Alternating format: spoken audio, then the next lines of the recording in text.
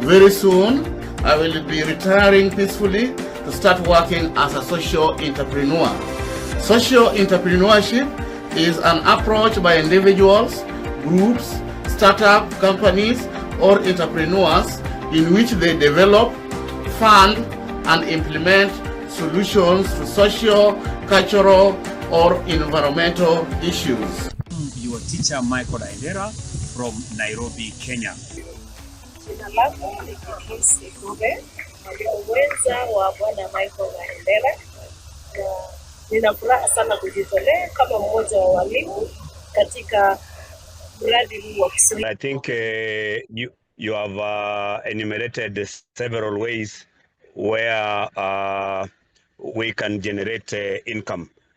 I want to comment on all of them. Number one, I think the issue of smart ID is a very valid way of looking at it. And principals have been charging for IDs, even previously. Those students have IDs. And I don't think they had to go through the Ministry of Education to levy for that ID. So they can still use the same fund, though I know it may not have gone to about 1,200, but it's slightly around 800. So if they have been still providing student IDs from that voter that comes from the government, so it's only now deciding that now they are not approaching, they are not giving out a tender for that ID, and they approach Kiswati ID for the smart ID, which can do many things as opposed to the normal school ID that they procure and give to students. So that is a viable way of looking at it. Number two, the tuition, the training for teachers is also another avenue. Many teachers, since both the government policy and the Teacher Service Commission policy really emphasizes on teachers being digital.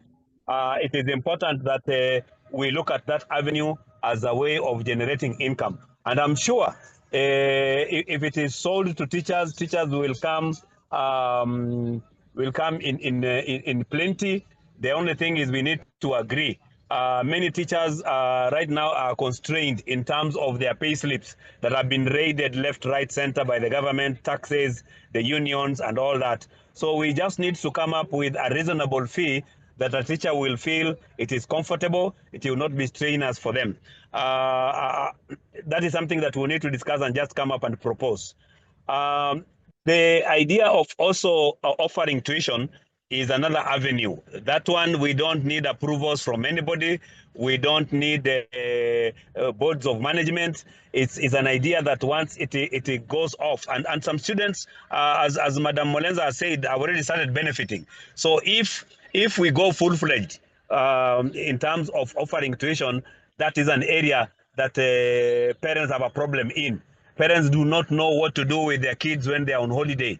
They would want schools to continue running throughout on 24/7 basis. But when we come in and bridge that gap, I think they will be very happy, and every parent will be able to log in and have their students being taught. In fact, we are cheap, because if you're offering that number of subjects for just a small levy, I'm sure we will get very many people coming on board. I know the challenge that the principal for Kuala has talked about in terms of the 2,000 levy. And as you said, many schools have projects ongoing, so they may find it very difficult to charge that extra levy. And on top of that, any levy that is done by the school has to get an authority. Even if the BOM agrees to pass that, the principal, to be able to be on the safe side, they must get an approval from the ministry. So it's a question of maneuvering between the PA, the Parents Association, and the board. And they do normally say, once the parents agree in a general meeting and the board agrees, that one is just written to the Ministry of Education as an agreement by the parents, because what they say is you must involve the parents even in any project of development. You can't just wake up and charge. So if the principals would actually rally the parents behind this good idea, because all the parents are for academics, if they would rally that idea behind them and get approval from the board, and the board buys it, I'm sure the ministry would not refuse to offer that approval on an individual basis per school. So I think all those ideas you have said would work. The only challenge is that levying by the public schools, but private schools would not have a problem because these are entrepreneurs. They run schools through directors. They make decisions. They budget for funds. So for them, they would not have to go for anybody. It's just the directors to agree this is a viable program, and we get into it.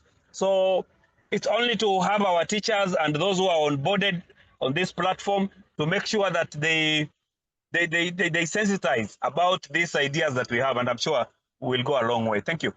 The Kiswate Digital Academy, founded by Pius Odhiambo, is a groundbreaking digital platform aimed at fostering the African Renaissance in the education sector.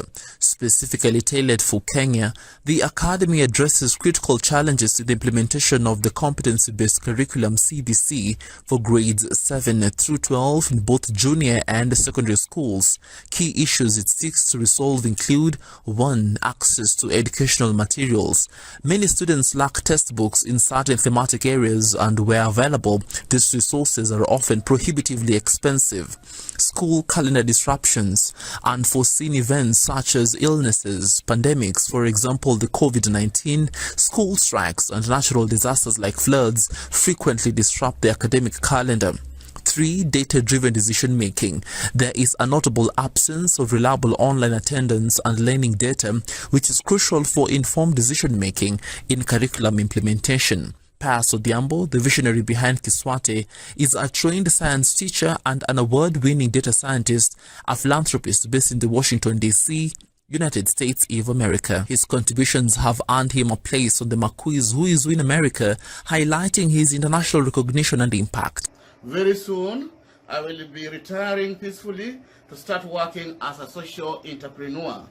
Social entrepreneurship is an approach by individuals, groups, startup companies, or entrepreneurs in which they develop, fund, and implement solutions to social, cultural, or environmental issues. The Kiswate Digital Academy is structured around 3 course components. Digital library. This will provide students and teachers with access to a vast array of digital textbooks and educational resources online, ensuring that learning materials are both accessible and affordable. 2. Learning management system LMS.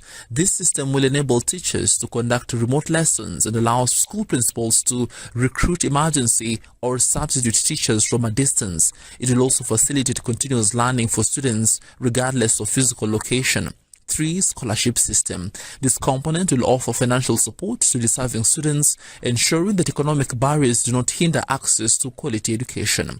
By leveraging these components, Kiswate Digital Academy aims to create a resilient and flexible educational environment. Students will have uninterrupted access to digital textbooks and teachers, while educators will be equipped with the tools needed for effective and remote teaching. This initiative not only addresses immediate educational challenges but also lays the foundation for a more robust and adaptable education system in Kenya, capable of withstanding future disruptions and fostering long-term academic success.